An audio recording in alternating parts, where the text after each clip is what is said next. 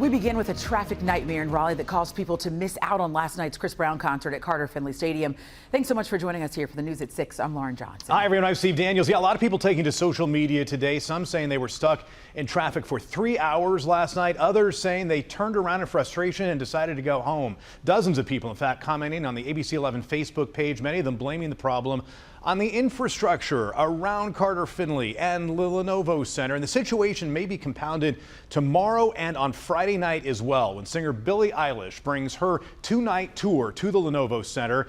As you know, the state fair opens tomorrow as well. So this could really be a combination of problems there in West Raleigh. And in fact, the locations are just 1 mile away from each other. As you know, tonight Eyewitness News is working to learn what police plan to do differently, if anything, to make sure tomorrow and Friday are not a repeat of last night. Dewan Hogard live at Carter-Finley to show us what he's learning today. Dewan. Well, Steve, good evening to you. I've spent my entire day investigating how last night's nightmare, as we have described it, actually played out here at Carter-Finley. Now, while the infrastructure, the roads leading up to Carter-Finley, the Lenovo Center, even the state fairgrounds are all the same, the experience, the venues, those are all different. And what we're finding out is that depending on which venue is hosting the event, that determines which law enforcement agency is behind the traffic flow. Inside Carter-Finley Stadium last night, Chris Brown putting on a star-studded performance for his highly anticipated Breezy Bowl.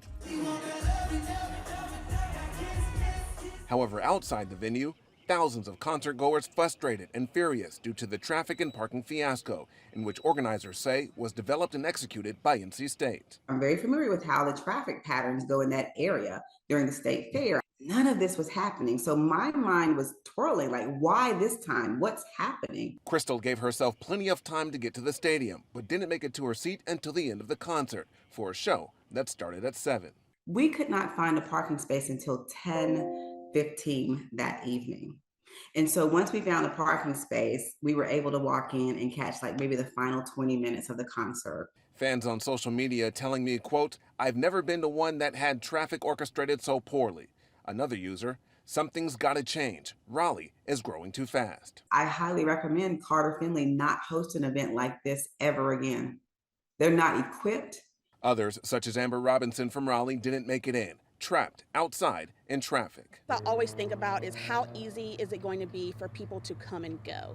And I think whenever you hit a certain price point of anything, there is like a built-in expectation of ease. NC State officials telling us they advise fans to arrive early, and their planning accounted for thousands of drivers on the road during rush hour traffic as well. You should have to take off a day of work to go see a concert that starts at 7 o'clock.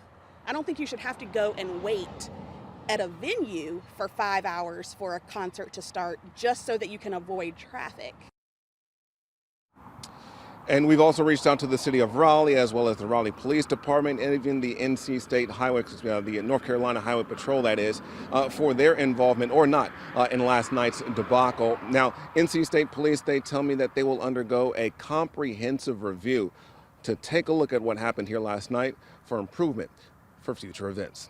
We're live in Raleigh. Dewan Hogard, ABC 11 Eyewitness News. And we'll be watching closely to see what happens when Billie Eilish is there tomorrow night and Friday night as well. Dewan, thanks.